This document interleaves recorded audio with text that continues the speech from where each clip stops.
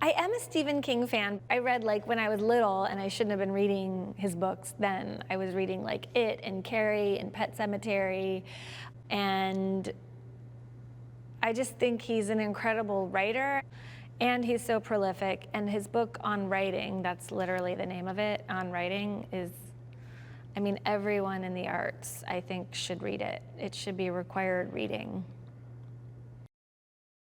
I wasn't familiar with The Long Walk, slightly before my time.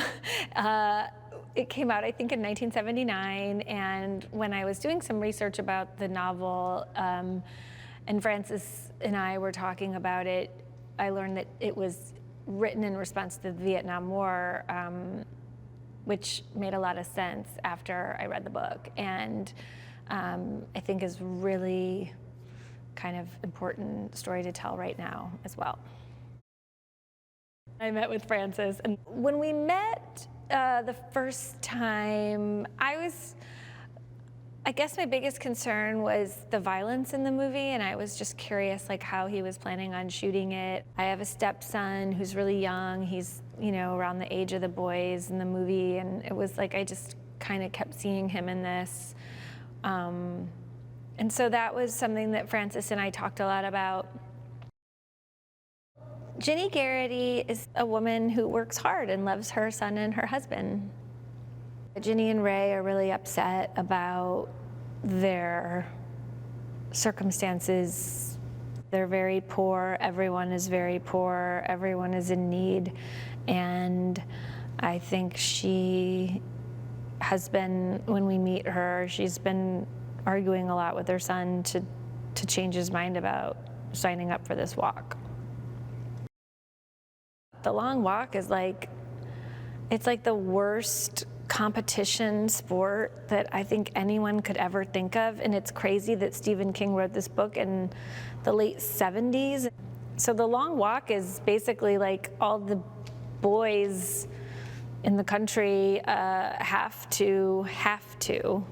They call it voluntary, but you basically have to sign up, so we're kind of imitating the draft. Have to sign up to be in this long walk. They choose one from each state, so 50 boys end up, in our movie it's 50, end up taking this walk. You have to go at 3 miles per hour, you can't ever stop, you can't walk backwards, you can't lay down, you get 3 warnings, and after the 3rd warning you get killed. Well, the cookies are his favorite. A chocolate chip oatmeal cookie. So I bake him these cookies to send with him on the walk to show that I love him, so he remembers I love him, and he's carrying a baseball that is something he shared with his father. It's all been very collaborative here. My scenes have really only been with Cooper Hoffman, who's incredible. I love him. He's wise beyond his years, but he's also a lot of fun on set. It's a really dark, heavy movie, so it's really nice when we are doing these scenes and they're really heavy, that there's like some levity between takes and stuff, and he and I have been laughing a lot and having a lot of fun.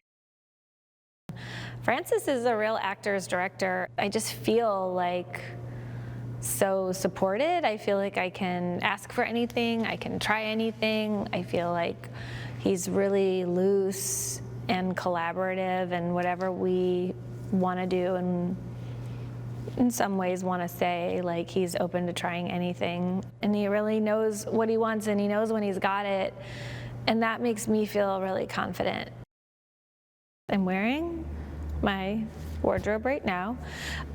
Heather is really incredible. She's kind of managed to find really special pieces that feel like the characters own them for a really long time, which in our story, my character Ginny she wouldn't have new clothes, and she wouldn't have very fancy clothes, but she would take good care of the ones that she has. And I think because Heather's chosen, I think pretty much everything I wear is actually vintage, it really adds to the heaviness of the story. It makes a huge difference. I love Winnipeg. it's a really great place to make a movie. I would say you guys have all the things. You have it all figured out. And I would also like to add the long walk. The Walkers team, softball team, won the tournament of all the other movies in town. They all had softball teams, and there was a softball tournament, and we were undefeated. So, way to go. They're gonna see great performances in a beautifully shot movie. And I hope it's the kind of thing that really sticks with them. I think that there is a story for everyone in this movie, you know, whether you're a parent or you're a kid or you're pro-war or anti-war, or, I mean, I think there's a story for everyone here, and I think there's a reason why it's being made now as opposed to decades ago.